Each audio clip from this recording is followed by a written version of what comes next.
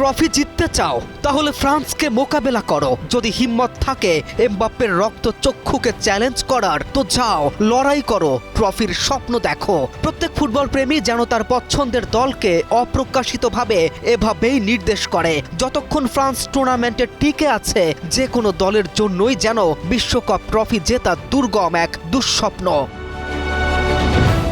প্যারাগুয়ের দুর্ভেদ্য রক্ষণ ভেঙে 1-0 গোলের জয় তুলে নিয়ে বিশ্বকাপের কোয়ার্টার ফাইনালে জায়গা নিশ্চিত করেছে দুইবারের বিশ্ব চ্যাম্পিয়নরা। শেষ 8-এ তাদের প্রতিপক্ষ হবে মরক্কো। শুরু থেকেই বলের নিয়ন্ত্রণ ছিল ফরাসিদের দখলে। প্রথমার্ধে প্রায় 80% সময় বল নিজেদের কাছে রাখলেও প্যারাগুয়ের শৃঙ্খলাবদ্ধ রক্ষণে বারবার থেমে যায় এমবাপ্পে দেমবেলেদের আক্রমণ।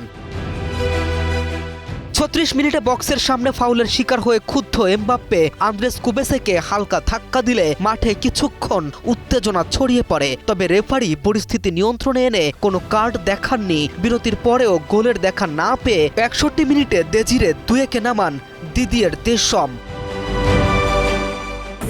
আমাদের উঠে দাঁড়াতে হবে। স্পিড সকল অন্যায়ের বিরুদ্ধে রুখে দাঁড়ানোর এনার্জি পার্টনার। বদলি হিসেবেই ম্যাচের মোড় ঘুরিয়ে দেন এই তরুণ। বক্সে ড্রিবল করে ঢোকার সময় ফাউলের শিকার হলে ভিআর দেখে পেনাল্টি দেন রেফারি। 70 মিনিটে স্পট কিক থেকে নিখুঁত শটে জয়সূচক গোল করেন কিলিয়ান এমবাপ্পে।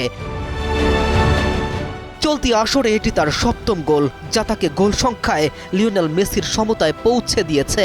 বিশ্বকাপের সর্বকালের সর্বোচ্চ গোলদাতাদের তালিকায় মেসির চেয়ে এখন তিনি মাত্র 1 গোল পিছিয়ে। টপকে যাওয়া হয়তো সময়ের ব্যাপার।